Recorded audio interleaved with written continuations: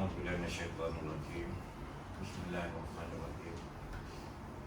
Assalamualaikum warahmatullahi taala wabarakatuh. Alhamdulillahirabbil alamin. Wassalatu wassalamu ala asyrofil mursalin wa ala alihi washabihi ajmain. Bismillah sadri wa yassir li amri wa hlul 'uqdatam min lisani yafqahu qawli.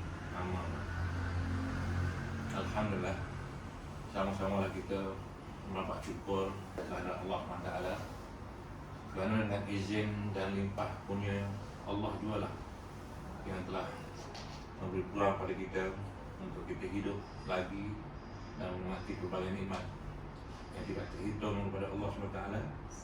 Dan bagaimana yang saya katakan biasanya adalah sesungguhnya Allah memberi peluang pada kita dan lain dan bukan adalah untuk kita meneruskan lagi persiapan kita bagi menghadapi kematian dan menghadapi akhirat untuk kehidupan yang kekal abadi kelak. Jadi sama-samalah kita berusaha untuk meningkatkan lagi persiapan kita, meningkatkan iman, meningkatkan takwa dan memperbanyakkan amal-amal soleh, amal soleh yang diterima oleh Allah SWT. Pada tengah hari ini kita bersyukur juga kerana kita telah dapat sempurnakan lagi solat berjemaah Zuhur, dan kita luangkan sedikit masa untuk kita berkongsi sedikit ilmu daripada buku yang ditulis oleh Datuk Dr. Zainal Abidin ataupun Datuk Dr. Daniel Zainal Abidin pada tajuk tip-tip cemerlang daripada Al-Quran. Tajuk yang kita pilih hari ini adalah cemerlang dengan iman dan takwa. Kita buat lagi kan? Hari itu kita Al-Quran, lepas itu Ikhlas, lepas itu semalam wawasan. 3 kali lah. A'udzubillahi minasyaitonirrajim. Wa man yattaqillaha yaj'al lahu makhraja wa yarzuqhu min haitsu la yahtasib wa man yatawakkal 'ala Allah fa huwa hasbuh innallaha balighul amri qad ja'alallahu likulli syai'in qadir. Ayat ini adalah daripada ayat kedua dan tiga surah At-Talaq, iaitu surah yang 65, di mana ayat penghujung pada ayat 2 dan permulaan pada ayat 3. Saya bacakan terjemahan saja untuk ayat 2 dan 3 yang penuhnya. Kemudian apabila mereka hampir habis tempoh eddahnya, ini adalah At-Talaq yang berkenaan dengan perkahwinan dan perceraian. Kemudian apabila mereka hampir habis tempoh eddahnya, maka bolehlah kamu pegang mereka ataupun rujuk dengan cara yang baik, atau lepaskan mereka dengan cara yang baik. Dan adakanlah 2 orang saksi yang adil di antara kamu semasa kamu menunjukkan ataupun melepaskan. Dan hendaklah kamu yang menjadi saksi menyempurnakan kesaksian itu kerana Allah semata-mata.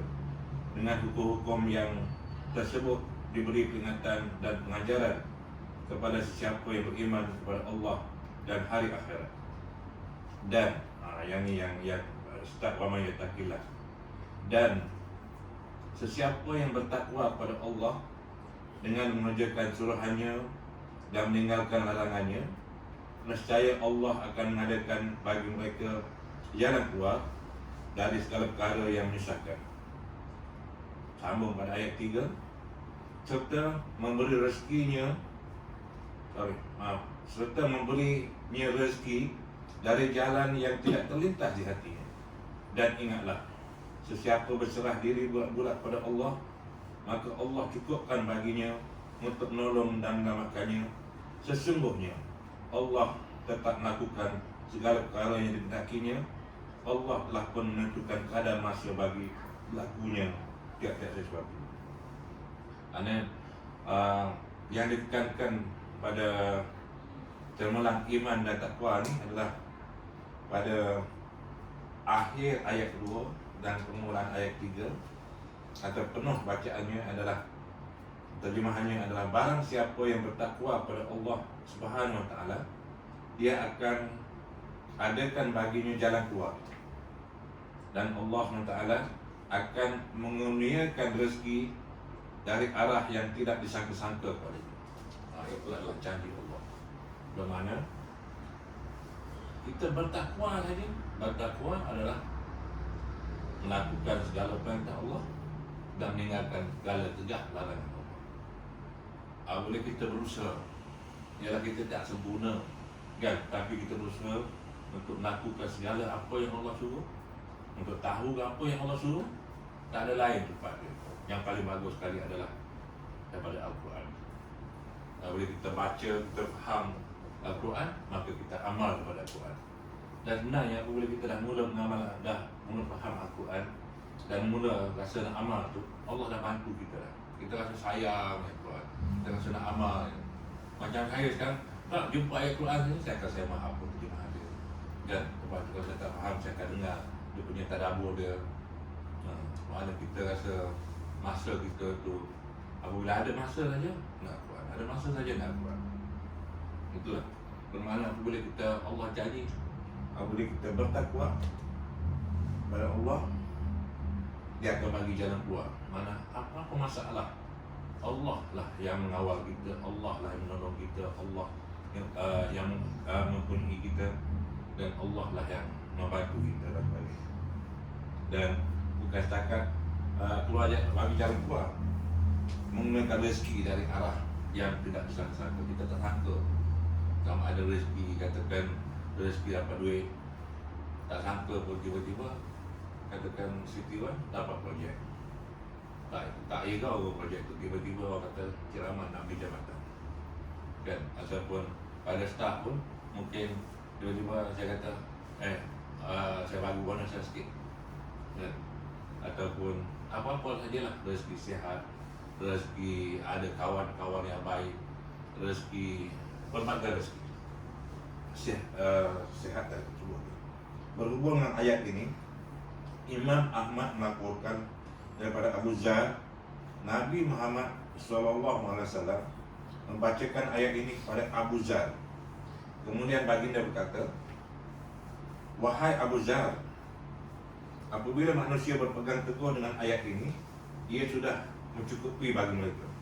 Ayat ini menunjukkan bahawa kecemerlangan bermula dari dalam, iaitu dengan iman dan takwa. Ledakan iman dan takwa mampu mengubah dunia dan seisinya. Itulah iman dan takwa. Iman adalah kita beriman pada rukun-rukun iman. Tapi rukun yang beriman yang selalu ditekankan oleh Allah Taala adalah beriman dengan Allah, beriman dengan hari akhirat. Banyak dalam Quran. Beriman dengan Allah, beriman dengan hari akhirat, beriman dengan Rasulullah. Mengapa takwa penting? Takwa merupakan agenda penting dalam kehidupan kerana melaluinya penyelesaian terhadap masalah akan tercapai. Sahabat Abdullah bin Mas'ud menganggap ayat di atas, iaitu ayat yang saya baca tadi, ayat 2 dan 3 surah At-Talaq, sebagai formula menyelesaikan masalah teragung dalam Al-Quran. Sahabat Abdullah bin Mas'ud, sahabat Rasulullah SAW, mengatakan bahawasanya surah ni ataupun ayat ni adalah merupakan formula menyelesaikan masalah teragung dalam Al-Quran.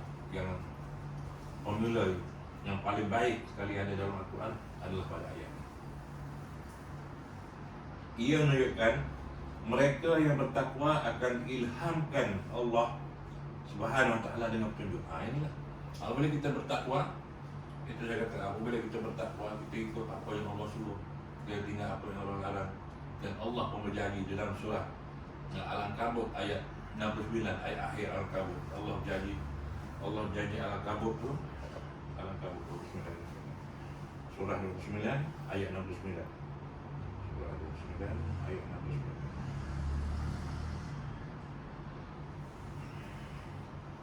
Saya baca bacakan terjemahan saja.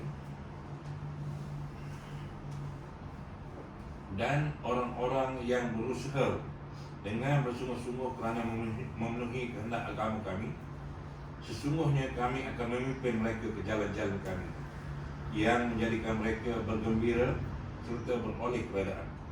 Dan sesungguhnya pertolongan dan bantuan Allah adalah beserta orang-orang yang berusaha memperbaiki amalan.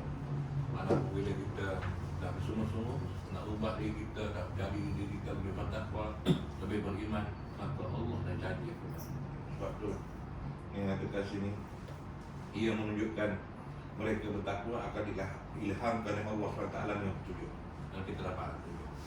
Apa masalah pun kita, bahkan kita dah beriman dengan Al-Quran, beriman dengan Allah, maka Allah kata kita sabar. Maka kita sabar, bersabar situlah yang akan datang petunjuk, kaedah bagaimanakah kita menyelesaikan satu-satu perkara ataupun nak sanakan satu-satu perkara sehingga kita percaya. Berpadu ke petunjuk itu, mereka mampu menyelesaikan masalah yang dihadapi oleh mereka. Lebih daripada itu, takwa juga memurahkan rezeki mereka di dunia. Mengikut Ibnu Abi Hatim, ayat ini diturunkan berkaitan dengan insiden Auf bin Malik ditawan oleh musuh. Masa Auf bin Malik ditawan oleh musuh, ayat ini diturunkan. Ayahnya Malik bin Al-Asij meminta nasihat Nabi Muhammad SAW berhubung dengan perkara ini, dan Nabi Muhammad SAW menyuruh Malik memperbanyakkan zikir dengan kalimat la haula wala quwwata illa billah.